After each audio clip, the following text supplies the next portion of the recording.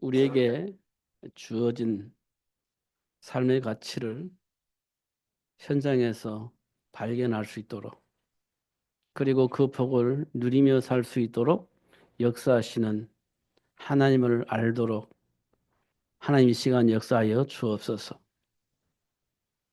하나님께서 모든 민족을 왜 제자로 삼으라고 말씀하셨는지, 왜 온천하에 다니며 만민에게 이 복음을 증거하라고 말씀하셨는지, 그리고 하나님이 원하시는 그 일 때문에 어린 양을 잘 양육을 하라고 말씀하셨는데 왜 그런 말씀을 우리에게 주셨는지 현장에서 응답을 받을 수 있도록 축복하여 주시고, 실제로 요괴배신 모세를 준비하듯이 사무엘을 준비하듯이 하나님 우리 인생에 최고의 삶의 가치가 세계를 복음할 수 있는 제자를 양육하는 것임을 확인할 수 있도록, 그리고 준비하며 도전할 수 있도록 하나님 이 시간 역사하여 주옵소서.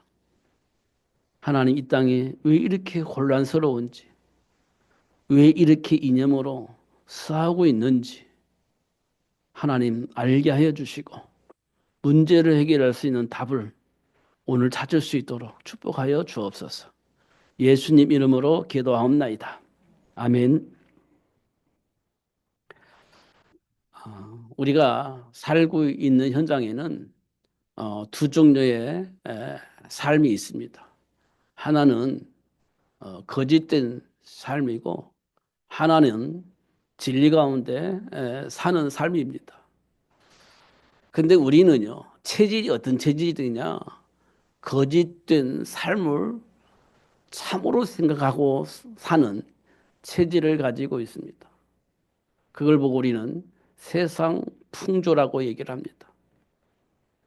처음부터 그렇게 시작됐느냐라고 물어보면 그렇지 않아요. 진리 안에서 살 수 있도록 하나님 우리를 창조하셨습니다. 근데 어느 날 진리를 벗어나서 거짓된 삶을 살 수밖에 없는 상황이 벌어진 겁니다. 이걸 보고 우리는 뭐라고 말하냐? 원죄 이렇게 얘기를 합니다. 하나님을 떠난 죄 이렇게 말합니다. 이 문제의 시작이 언제 시작되느냐 보니까 창세기 3장에서 선악과를 따먹을 때부터 시작됐습니다. 그 선악과를 따먹은 배후에는 누구 있냐? 사탄이 있습니다. 물론 문제는 하나님의 배경을 모르는 인간에게 있습니다. 인간의 정체성을 모르는 인간에게 있습니다. 그런 인간을 속인 자가 누구냐? 사탄입니다. 그 사단이 뭘 만들었느냐? 지금 우리가 가지고 있는 삶의 기준이 되어져 있는 세상 풍조를 만들었습니다. 그래서 하나님과 함께하는 삶을 누릴 수 없는 타락된 삶을 살게 만드는 인간을 만들어 놓아버린 겁니다. 여기에서 벗어나야 되는데 못 벗어납니다. 그걸 보고 우리는 체질이라고 합니다. 그걸 모든 사람이 다 가지고 있습니다. 이런 모습을 본 깨닫게 되어진 사도 바울은 뭐라고 말했냐? 모든 사람이 죄를 범하여 이렇게 되어 있습니다. 하나님의 영광에 이를 수 없다. 이렇게 표현되어 있습니다. 지금 우리가 가지고 있는 체질이 딱 그런 모습으로 살고 있음을 확인할 수 있습니다. 사실 우리나라의 정치가요, 굉장히 혼란스럽잖아요. 우리나라를 생각하고 국민을 생각한다면 정치인들이 어떻게 하면 우리나라가 잘 살 것인가? 우리나라가 어떻게 하면 평안하게 행복하게 살 것인가? 머리를 맞대고 서로 연구하고 답을 찾아내야 되는 겁니다. 그게 우리나라의 정치인들이잖아요. 나를 위해서 생명을 바치겠다면서요. 그런데요, 이 정치인들이 서로 지금 싸우고 있습니다. 네 편이 어디 있고 내 편이 어디 있습니까? 우리나라가 행복해지면, 국민들이 행복해지면 그 끝이잖아요. 네 편이 어디 있고 내 편이 어디 있습니까? 그잖아요. 그래서 서로 맞대고 의논하고 어, 국민이 행복해질 수 있는 그걸 답을 찾아내면 되잖아요. 근데 그게 안 되는 겁니다. 왜 안 될까요? 사람이 그런 게 아니에요. 배후의 역사는 사단이 서로를 중심으로 생각하게 만들고 서로를 이간질하기 때문에 그런 일들이 벌어지고 있는 겁니다. 그러니까요. 여와 야가 문제냐? 그렇지 않아요. 그 사람들의 배후에 이간질하는 자가 있습니다. 네가 치고야. 네가 원하는 거 해야지. 라고 얘기하면서 뭔가 답을 주는데 서로 분쟁하게 만들고 싸우게 만드는 겁니다. 그게 사단의 일이고 그런 것이 우리 삶의 현장에 깊이 뿌리내려져 있습니다. 그래서 싸우는 거예요. 자, 아주 좁게 보면 내 스스로가 싸우고 있는 겁니다.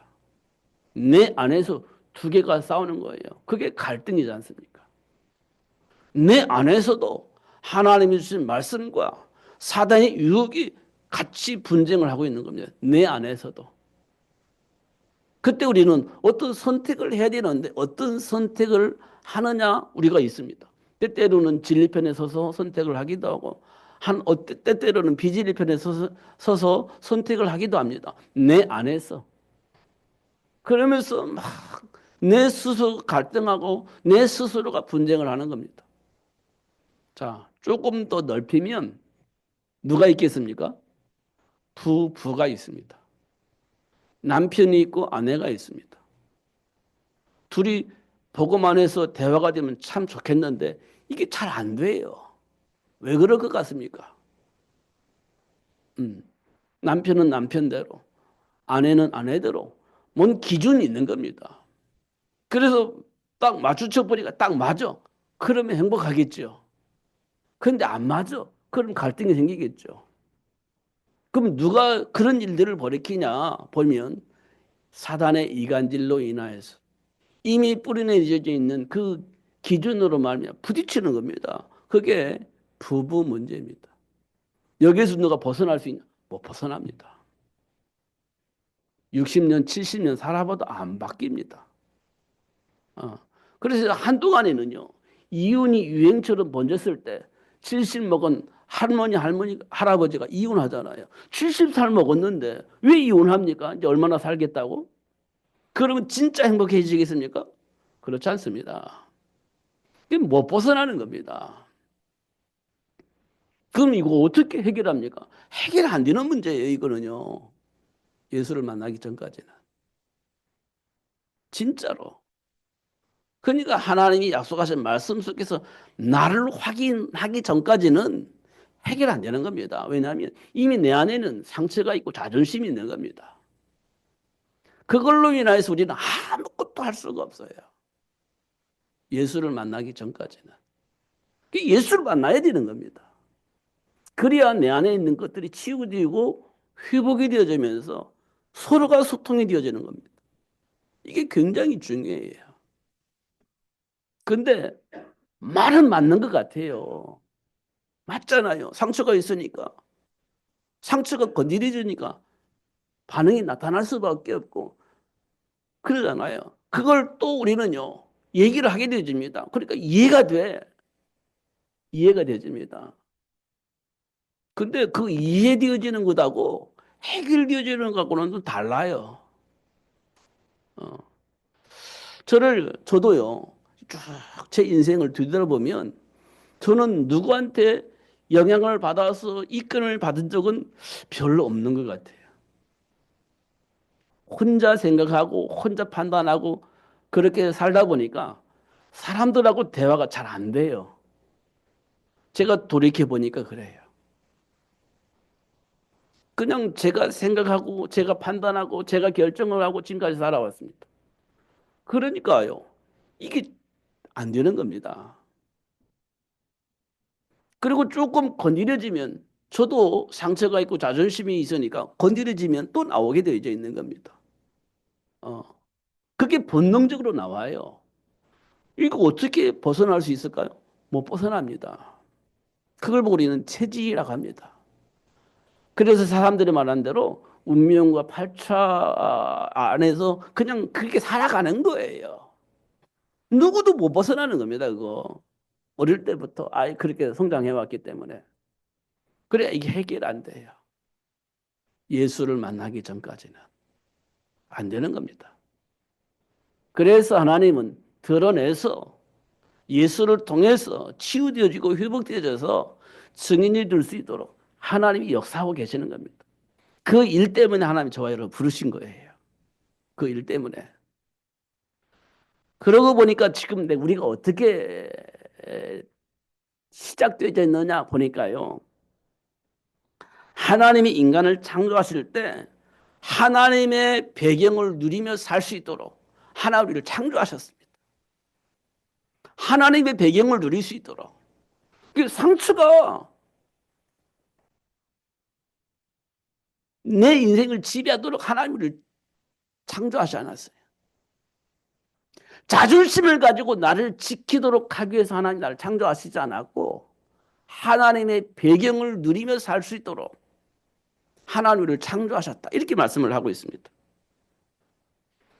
중요한 것은 삶의 현장에 하나님이 원하신 그 일 때문에 준비하신 축복이 있는데 그 준비된 축복을 누리며 살 수 있도록 하나님이 역사를 하셨는데 그때 우리에게 뭘 발견하냐?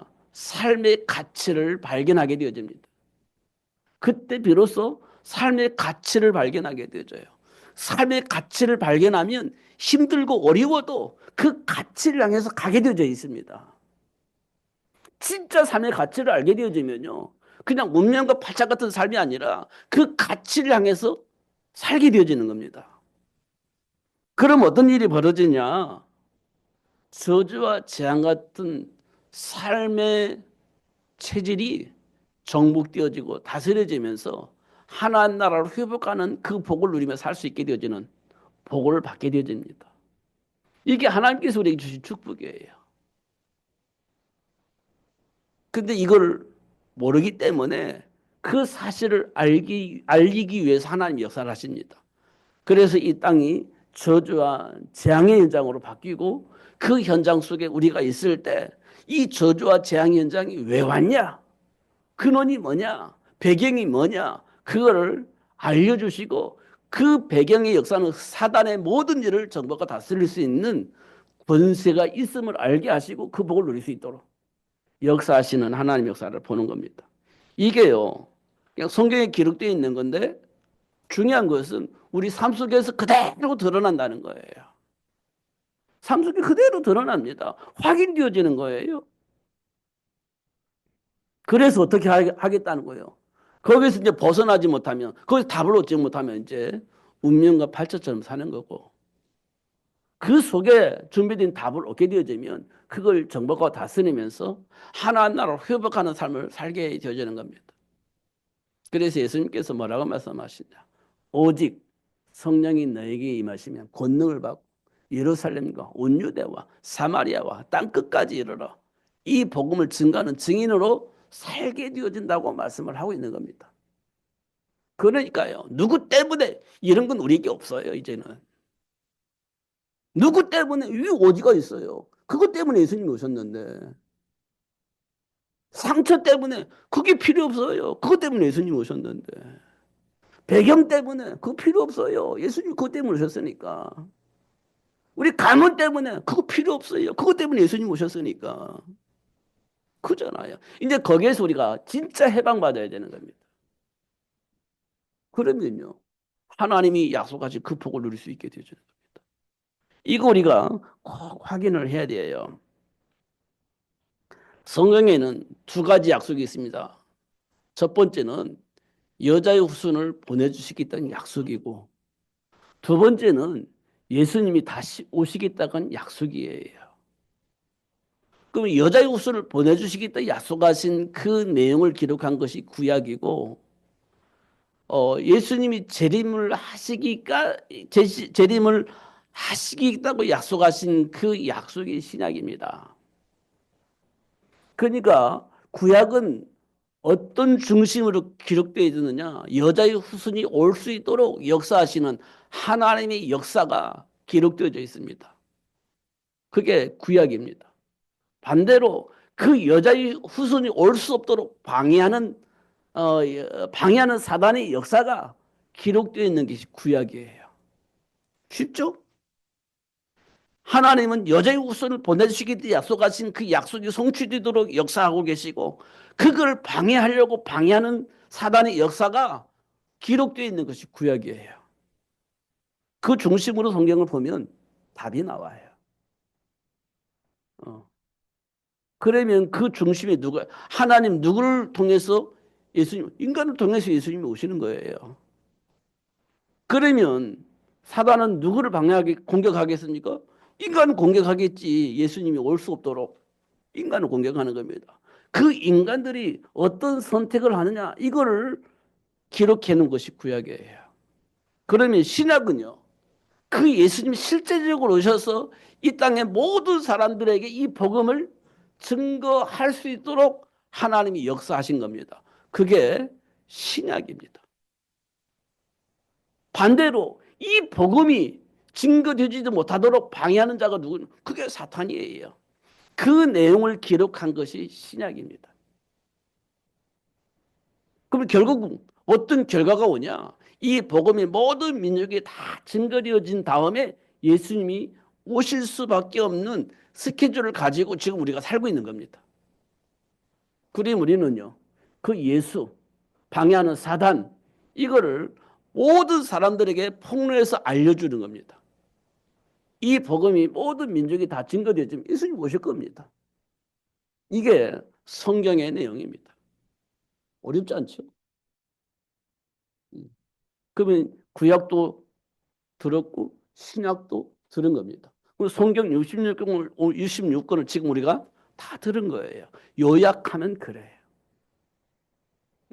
그걸 중심으로 성경이 막 쭉 시대별로 상황별로 이렇게 기록되어 있는 겁니다.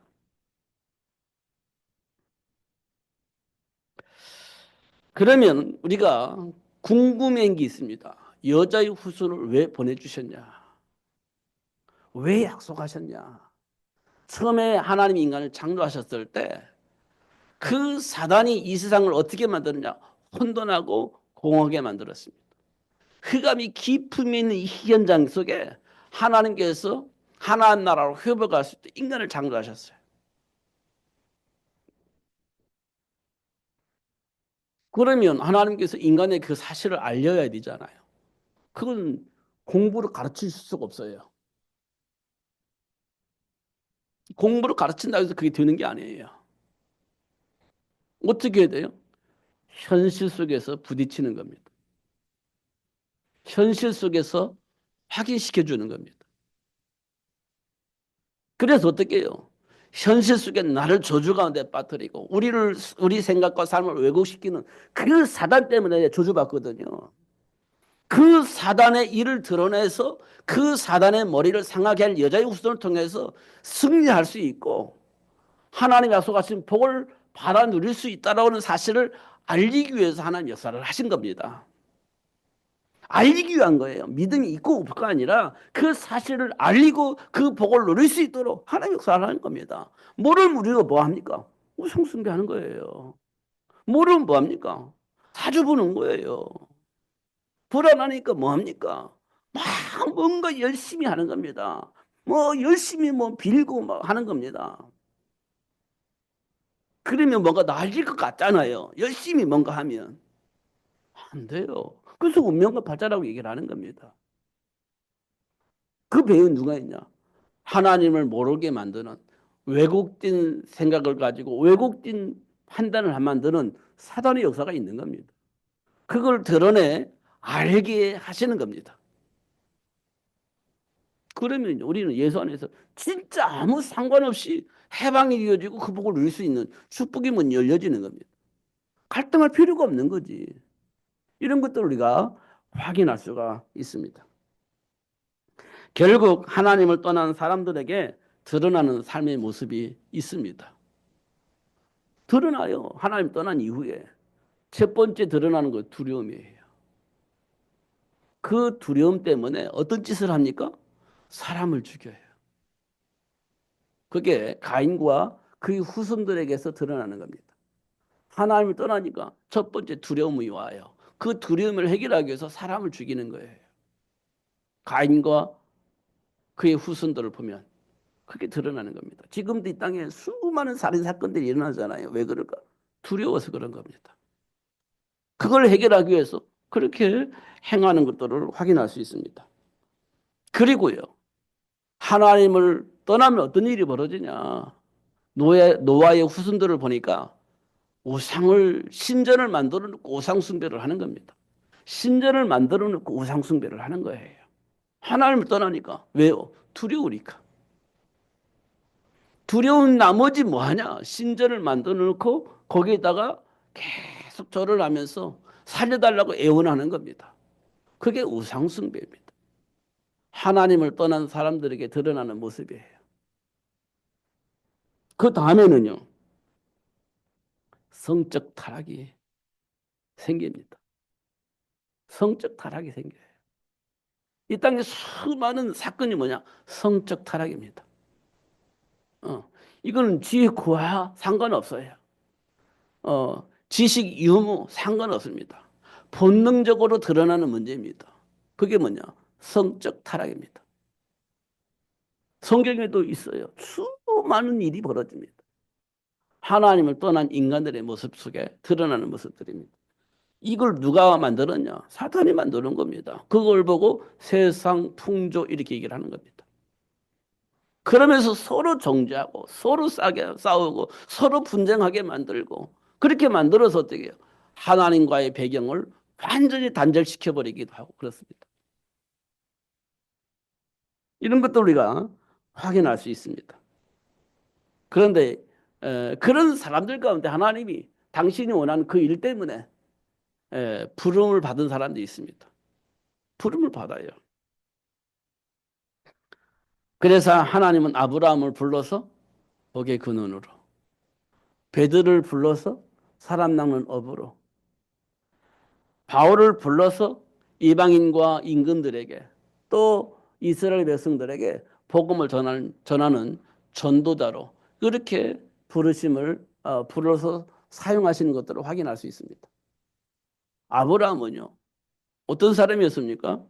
기근 만나니까 하나님을 떠나서 어, 자기 살 길을 찾아간 사람입니다. 체질이 그래요, 본래. 우리 인간 체질이 그렇습니다.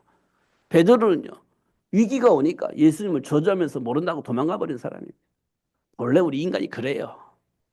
그리고요, 이념을 가지고 막 철저히 살아왔던 바울은요, 예수를 핍박한 사람이었습니다. 우리는요, 막 잘난 척 하면서 막 이상한 짓을 할 수 있습니다. 원래 우리 인간은 그래요. 어. 조금 뭐 있다고 막 교만해가지고 잘난 척 하면서 이게 무슨 짓을 할 수도 있거든요. 바울처럼. 우리 인간은 그래요. 그래서 하나님의 영광이 있을 수 어느 누구도 그렇게 안 돼요. 그런데 하나님은요. 그들 가운데 그냥 뽑은 거예요. 이렇게. 아브라함 뽑고 베드로 뽑고 바울 뽑고 뽑아서 하나님 원하신 그 일을 할 수 있도록 그렇게 축복을 하셨어요. 하나님 지금 우리를 그렇게 뽑아서 하나님 준비한 복을 누릴 수 있도록 그렇게 역사하고 계신다. 복의 근원으로 사람 낚는 업으로 세상을 살릴 수 있는 전도자로 이렇게 하나님 우리를 훈련시키고 계신다는 겁니다. 그거 꼭 확인하셔야 됩니다. 이거는 배워서 되는 게 아니에요. 현장에서 확인되어져야 됩니다. 그걸 보고 우리는 응답이라고 얘기를 합니다.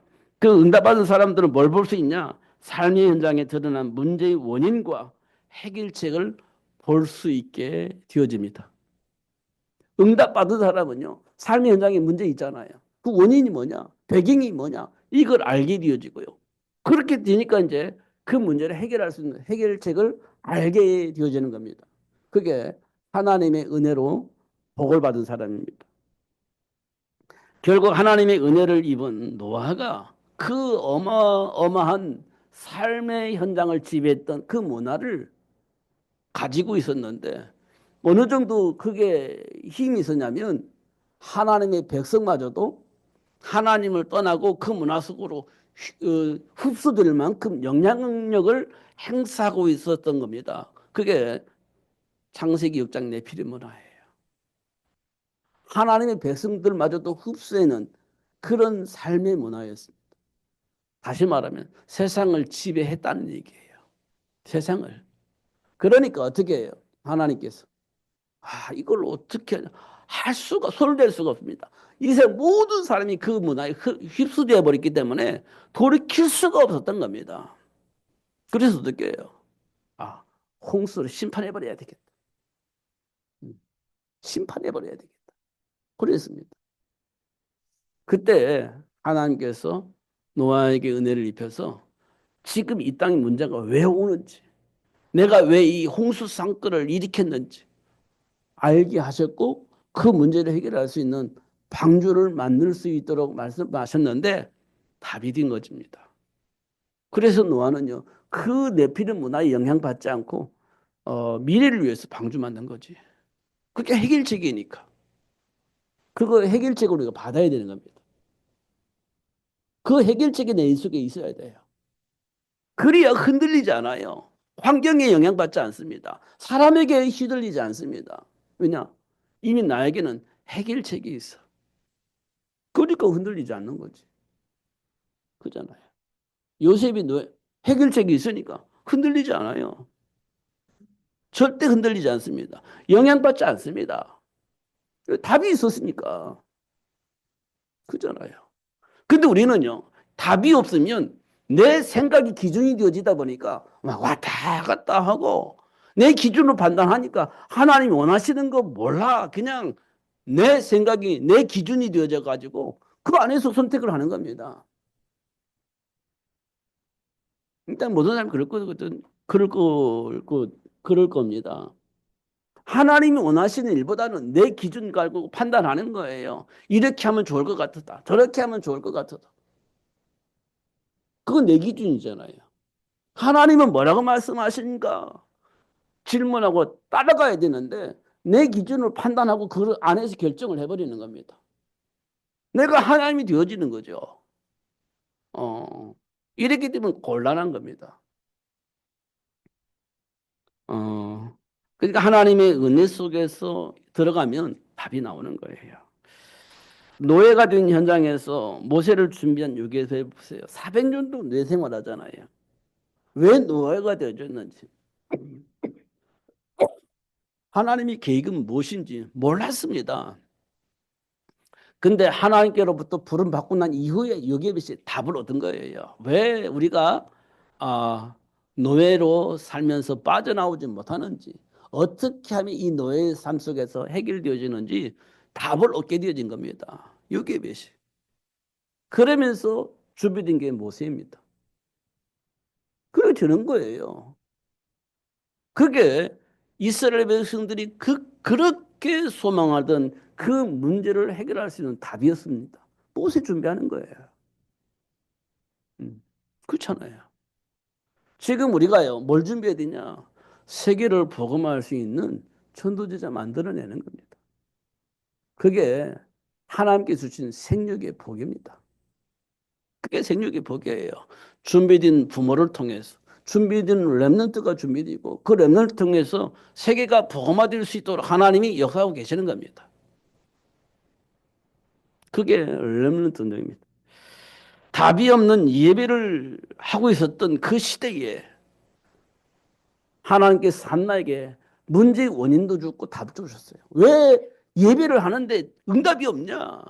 왜 예배하는데 왜 우상 숭배하느냐? 왜 예배하는데 문제가 있고 그 문제를 해결하려고 그렇게 발버둥 치면서 기도하느냐? 원인이 뭐냐? 왜 그러냐? 라고 물어보니까 답이 없는 겁니다. 분명히 예배하고 기도하는데 답이 없는 예배, 답이 없는 기도하고 있는 겁니다. 이때 한나가 답을 얻고 하나님 응답이 있는 예배, 응답이 없는 삶 살기 위해서는 하나님이 원하시는 거 전달할 수 있는 전달자가 필요하는데 그 전달자가 없습니다. 하나님 나에게 아들을 주세요. 그럼 하나님께 드려서 하나님이 원하시는 말씀을 전달할 수 있는 전달자로 하나님께 드리겠습니다. 이게 답이 되었던 겁니다. 그래서 한나가 준비된 한나를 통해서 준비된 그 사람이 사무엘입니다. 그래서 하나의 말씀을 전달받고 전달해주는 그런 미스바 운동을 하게 되어집니다. 지금 삶 속에 있는 문제 원인이 뭡니까? 배경은 뭐예요? 그 문제를 해결할 수 있는 해결책이 뭡니까? 이 질문에 대한 답을 우리가 받아야 돼요. 요게벳이 받았던 그 답, 한나가 받았던 그 답, 그 답을 우리가 꼭 받아야 됩니다. 그 답이 뭐냐 보니까 희생제물이었습니다. 희생제물. 그게 답이었습니다. 그걸 누가 가지고 그 답을 누가 받았냐? 요게벳을 통해서 준비된 모세가 그 답을 알게 되어진 겁니다. 그 답을 누구에게 전달했냐? 이스라엘 백성들에게. 아니, 애굽의 모든 사람들에게 전달했습니다. 사실은. 그런데요. 애굽의 모든 사람들 그 말을 무시했습니다. 근데 그 말을 누가 알아들었냐? 이스라엘 백성들이 알아들었습니다. 그거 어떻게 했습니까? 모세가 말씀한 대로 문설주에 피를 바른 겁니다. 그러니까 어떻게 돼요? 어, 죽음의 사자가 집집마다 다 들어가서 장자를 다 죽이고 있는데 그 피로 말미암아 그 집에 죽음의 사자가 안 들어갑니다. 그걸 보고 유월이라고 합니다. 넘어섰다는 거예요. 뭘 보고? 피를 보고. 그 안에 누가 들었냐? 그게 중요하지 않아요. 그 문설주의 피 발음으로 인하여서 유월이 되어지는 겁니다. 그 안에 들어간 사람 중요하지 않아요. 이스라엘 백성들 들어도 괜찮고 애굽의 백성들 들어있어도 괜찮아요. 그 안에 있는 사람 중요하지 않아요. 그 피가 중요한 겁니다. 그 피 바른 집은요. 장자가 죽지 않았어요. 그 피 바르지 않은 사람은요. 이스라엘 백성들은 이스라엘 백성이든 애굽 백성이든 다 죽었어요. 장자들은. 그게 피입니다. 피. 그 비밀을 누가 가지고 있었느냐? 모세가 가지고 있습니다. 그래서 모세가 그 사실들을 선포했습니다. 근데 그 사실을 받아들이고 바른 집안은 죽음이 면해지고 바르지 않은 사람은 죽음을 면할 수가 없었습니다. 두 번째는요. 광야 40년입니다. 체제를 바꾸는 시간. 다시 말하면 하나님의 배경을 알 수 있는 시간. 하나님이 당신의 배경을 이스라엘 백성들에게 알리는 시간. 그게 광야 40년이었습니다. 그러니까 이거는요. 최고의 이스라엘 백성들 보기 위기이고 언제 어떻게 될지 알 수 없는 그런 긴박한 상황인 것처럼 보이는데 사실은 하나님을 알게 되어지는 그리고 내가 누구인지를 알 수 있는 그런 축복의 시간이었다는 사실을 확인할 수 있습니다. 결국은 그 현장에서 여호수아와 갈렙이 준비되어져 있고 여호수아 갈렙을 통해서 가나안 땅이 정복되어지는 것을 확인할 수가 있습니다. 지금 이게 하나님 시간표 속에서 흘러가고 있는 그 하나님 역사인데 지금 하나님 시간표 속에서 지금 나에게 어떻게 인도하시고 역사하시는지를 봐야 됩니다. 그러면 돼요. 그러면 노예가 되어서 사는 그 현장에 주민인 요셉이 어떤 복을 누렸는지 확인할 수 있죠. 신부는 노예로 바뀌었는데 하나님과의 관계는요 바뀌지 않은 겁니다. 신부는 저주 속에 빠져 있는데 아니 실제는 저주 속에 빠져 있는데 하나님 자녀의 신부는 바뀌지 않았습니다. 그러니까요 노예의 신분이 된 요셉이요 하나님 준비한 복을 누릴 수 있었을 거예요. 포로로 잡혀간 다니엘과 제 친구들은요 신부는 포로였지만 하나님이 주신 그 축복은 바뀌지 않아서 누릴 수 있었던 겁니다. 지금 우리가요 힘들고 어려운 여정 속에 있을지 몰라도 하나님이 약속하신 그 축복은 바뀌지 않습니다. 그럼 누릴 수가 있는 거죠. 그래서 요셉은 형통한 복을 누리고 다니엘은 그 사제국 속에 들어갔지만 살아남게 되어지는 겁니다. 이런 것도 우리가 확인할 수가 있습니다. 결국 파리 세상 속에서 로마의 배경 속에서 예루살렘 교회를 만들어 놓고 수많은 사람들에게 영향을 입혔던 그 바리새인들의 영향 속에 마가다라방이 출발합니다. 마가다라방이 출발합니다. 근데 그 마가다라방 성도들은 뭘 봤냐? 세상 사람들에게 있는 삶의 배경을 봤습니다. 그리고 그 문제를 해결할 수 있는 그리스도를 발견하게 되어집니다. 그들은 기도하면서 이 사실을 알기 시작합니다. 예루살렘 교회는 전혀 상관이 없는 그런 일들을 하게 되어진 겁니다. 근데요, 놀라운 것은요, 날마다 제자의 수가 더해지더라. 하나님이 하시는 일들을 통해서 보면 그렇습니다. 이게 우리 인생의 참 가치입니다. 그래서 사도 바울은 내게 능력 주신 자에서 내가 모든 걸 할 수 있다. 비천에 처해도 괜찮고 풍부에 처해도 괜찮고 괜찮아. 풍부하다고 해서 고만하고 뭐 비천에 처한다고 해서 낙심하고 그런 게 없어요. 하나님의 배경을 누리면서 하는 거예요. 그게 일체의 비결입니다. 내게 능력 주신 한 다 할 수 있어. 이렇게 얘기를 하게 되어집니다.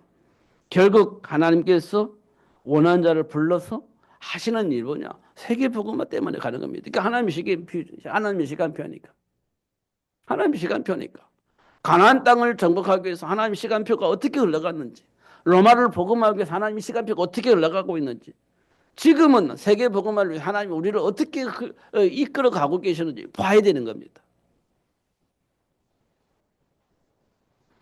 그 역사를 보면 우리가 확인할 수 있어요. 하나님의 시간표 속에서 하나님이 하시는 일을 볼 수가 있습니다. 그래서 우리가 뭘 가지고 봐야 되냐? 하나님이 약속하신 언약 속에서 지금 나를 보고 하나님이 약속하신 언약 속에서 하나님의 시간표를 보는 겁니다. 그럼 문제될 게 없잖아요. 기도하면 응답하신다는데. 기도하면 하나님께서 미래에 어떻게 되어질 것인지 알려주신다는데. 어떻게 해야 될지 알지 못해서 방황하고 있을 때 기도하면 그 비밀을 가르쳐 주신다는데. 뭐 문제될 게 있습니까? 기도하면 하나님 역사하시지. 기도하면 가르쳐 주시지. 기도하면 미래를 보게 하시지. 뭐가 문제입니까? 문제될 게 아무것도 없잖아요. 근데 우리가 그걸 안 믿으니까, 불안하니까 자꾸 다른 짓을 하는 겁니다. 세상 문화에 기들어져가지고, 풍조에 기들어져 다른 짓을 하는 거예요. 하나님 말씀이 안 믿어지니까. 이런 것도 우리가 확인할 수 있죠. 그래서 아직도 의심하는 제자들에게 뭐라고 말씀하시냐? 너희는 가서 모든 민족을 제자 삼으라. 이렇게 얘기를 한 겁니다. 그런데 뭐 합니까? 복음 전하니까 와, 표적이 나타나는 겁니다. 온천 다니며 만민에게 복음 전하는 믿는 자들은 표적이 나타나더라. 확실한 증거를 가지고 더욱더 힘내서 예수가 그리스도를 말할 수 있는 문이 열려져 버린 겁니다. 그러면서 야, 이거 미래를 위해서 우리의 렘넌트를 준비해야 되겠다. 이렇게 생각을 하게 되어진 겁니다. 이때 예수님께서 베드로에게 하지만 너 나 사랑해? 예. 그럼 내 어린 양을 먹이라. 아, 그런 말이었구나라는 응답을 받게 되어지는 겁니다. 이걸 누가 막아요? 막을 수가 없지. 뭐가 걸림돌이 됩니까? 걸림돌이 없지. 그렇지 않습니까? 걸림돌이라면 내 감정, 내 상처, 내 자존심, 내가 세상 문화 속에서 길들여진 내 기준, 이게 문제이지. 하나님 앞에서는 문제될 게 없는 거지. 그렇지 않습니까? 이걸 누가 막아요? 하나님이 하시는 일인데. 가나안 땅 정복하는 데 누가 막아요?